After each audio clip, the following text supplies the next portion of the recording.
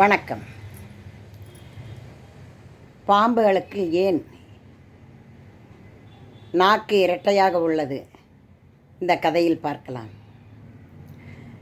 காசியப்ப முனிவருக்கு வினதை, கத்ரு என்று 2 மனைவிகள்.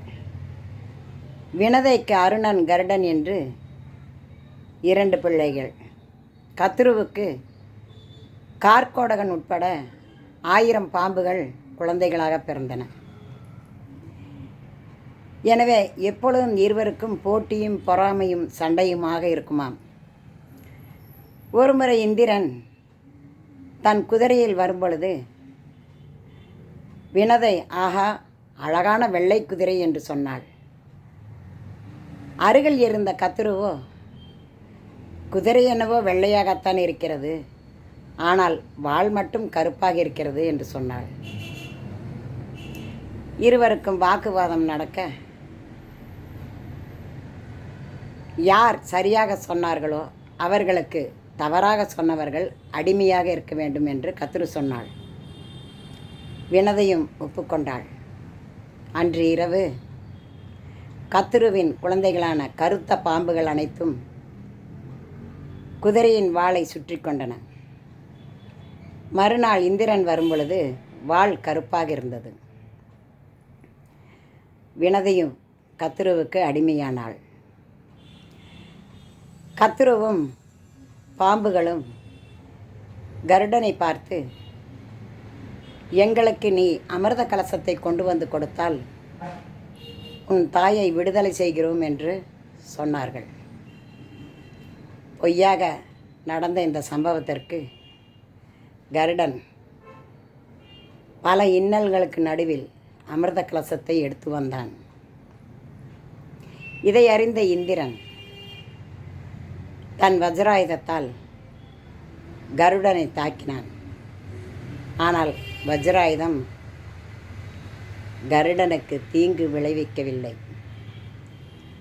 எனவே இந்திரன் கருடனை தடுத்து, நீ இந்த அமிர்த கலசத்தை யாருக்கும் கொடுக்கக்கூடாது என்று சொன்னான்.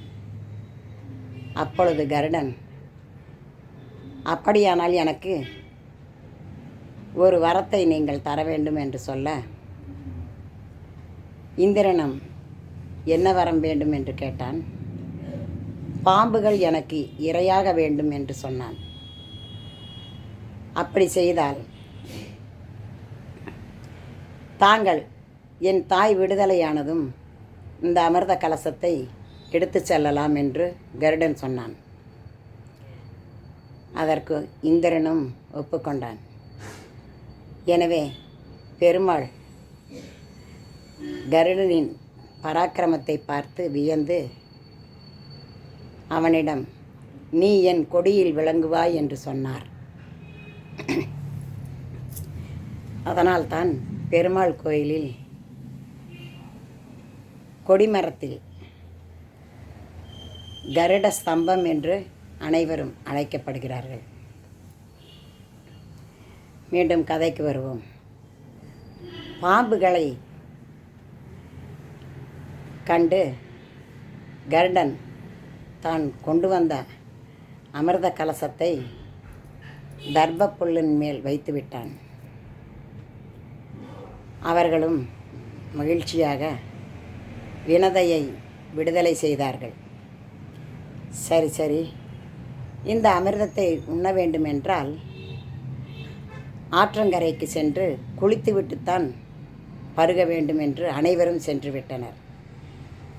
எனவே அந்த நேரம் பார்த்து இந்திரன் அந்த அமிர்த கலசத்தை எடுத்து சென்று விட்டான். கத்ருவும் பாம்புகளும் திரும்பி வரும் பொழுது அங்கே அமிர்த கலசத்தை காணாமல் போகவே ஏமாற்றமடைந்தார்கள். இருந்தாலும் தர்பப்புல்லின் மேல் வைத்திருந்த அமிர்த கலசம் இருக்கும் இடத்தில் தன் நாவினால் நக்கினார்கள். ஏனென்றால் இரவாவரம் கிடைக்கும் என்று ஆசையாகத்தான். ஆனால் நாவினால் நக்கினதால் நாக்குகள் அனைத்து பாம்புகளுக்கும் பிளவுண்டு இரட்டை நாக்கானது. எனவே கருடனும் பாம்புகளை இரையாக்கினான். இதனால்தான் வினதைக்கு செய்த கெடுதலினால் அவர்கள் குடும்பத்துடன் அழிவுக்கே சென்று விட்டார்கள். எனவே கெடுவான் கேடு நினைப்பான் என்பது போல் யாருக்கும் கெடுதல் நினைக்காமல் நாமளும் நல்லதையே நினைத்து நலமுடன் வாழ்வோமாக. நன்றி, வணக்கம். மீண்டும் அடுத்த பதிவில் பார்க்கலாம்.